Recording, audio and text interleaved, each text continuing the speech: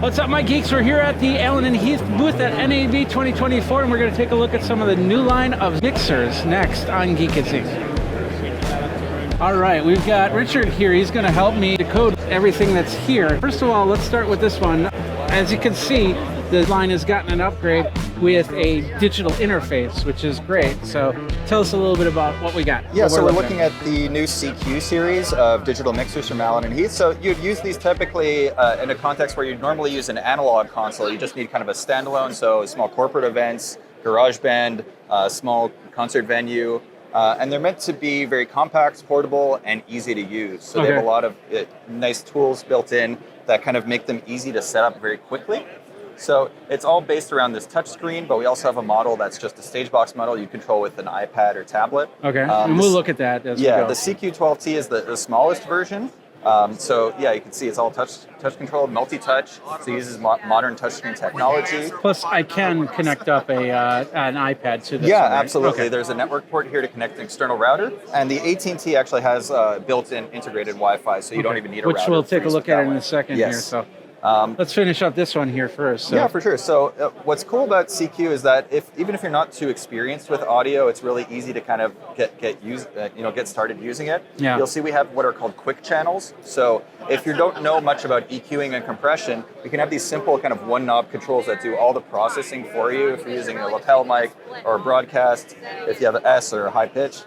You see there's specific presets that kind of make it really easy to use. Okay. But let's say you want to get into the nitty gritty and actually see the compressors and EQs. You can convert any of these quick channels into what are called complete channels. Oh, nice. And so now I have my more advanced control.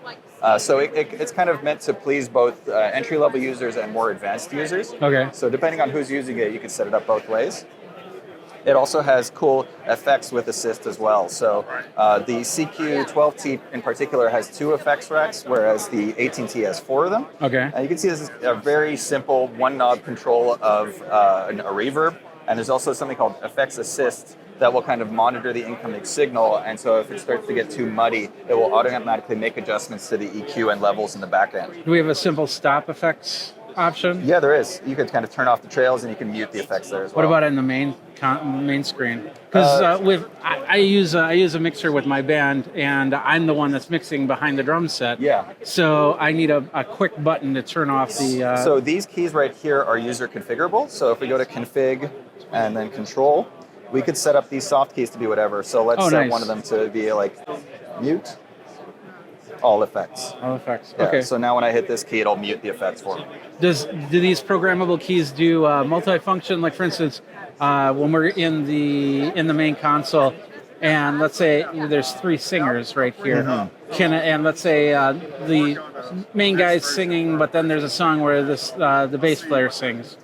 Is there a way that I can configure that so I hit this button, all of a sudden that brings up this fader, or brings down this fader and brings up this fader, or anything like that?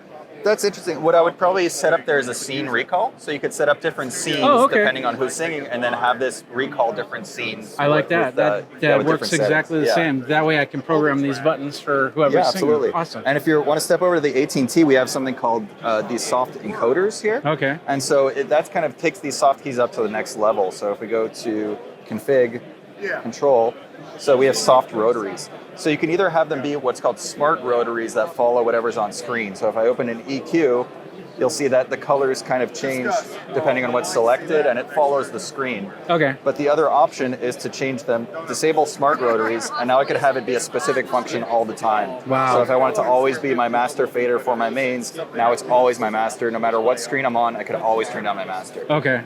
That's awesome. Yeah. So this one has 18 channels. This one has 12 channels. Correct. Input.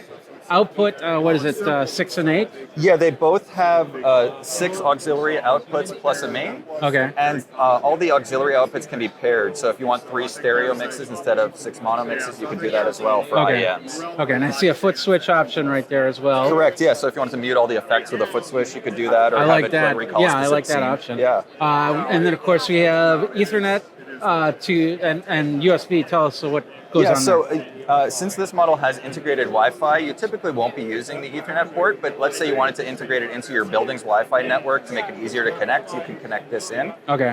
The USB-B port here is to connect to your computer for multi-channel recording, so you can record multi-track. Okay. This USB port is for stereo recording, so I could just record my stereo down mix onto a USB drive. Okay. And the SD card, you could record multi-channel there. That's how we're playing back all these tracks right now, is directly off of my SD card. Oh, okay. So you could do multi-track recording and playback right off that. Awesome. So we'll look at the non-monitor box in a second here. But what are the price on this one? This one's about $900, and then the 18T is about $1,200. Okay. Let's go over to the other box. Sure. Here. So one difference you'll notice based on the 20B, other than the obvious lack of a screen, is the fact that the outputs are all XLR. So if that's important to you, you want to use XLR rather than TRS outputs, the 20B has that. Okay. So typically you'd have this kind of installed somewhere on your stage, and then you'd walk around with a tablet. With the CQ Mixpad app can control everything that the screen could control on the touchscreen versions. Yeah. And it runs on iPad, Android, iPhone, and Windows and Mac as well. Okay. And these are the main outs, and then so we have 6 auxiliaries. Yes, and you'll notice there's an extra stereo input on this model as well. That's another difference. Okay. Okay. So if, let's say, my main guy, I can put here my bass player, me as a drummer, and then somebody else. And then I can give them an app where they can, in the app, they control, but they don't have any access to any of Correct, those. yeah. There's another app called CQ4U, and you could have people control their monitor mix using that application. And they'll control specific things that you give them access to, and it only affects their mix. Okay, perfect. So, 900 for this one. 1,000 for this one. Correct. And then 1,200 for the 18T, for the 18 correct. channel. And the biggest advantage is this is 20 channels out of all 3 of them. Yeah, you have an extra stereo input, and it's just something you can kind of just rack mount on the stage and control with an iPad. There's pros and cons to both options, but I would say that the 20B just works for specific people. Yeah, I like the 20B the most because of the fact that can you do Android? Yeah. Is there an Android yeah, app? there is an Android app as well. So yeah, I'd rather have a standalone tablet option rather than that, because I'm behind a drum set. So having it on my left side, this is a great idea. Okay. And if I'm not mixing, or if I'm not playing, then I can take this tablet away from the drum set and then mix the. Correct. Yeah, you can go walk around the room and mix from all over the place. All right, cool. Well, thank you very much, Yeah, Richard, no problem. for your Great to time. meet you. That was great stuff from Allen and Heath. Very excited to give this a try. We'll try and get in the studio and play with it. We got some loud music here. It's a little bit louder than I expected. What can you do? It's a conference. It's NAB 2024. Jeffrey Powers from Geekazine over at youtube.com/Geekazine. Geekazine.com. Go ahead, like, subscribe, comment, bell notifications so those YouTubers get their wings. Very important. And until next time, you guys geek out and mix your audio well.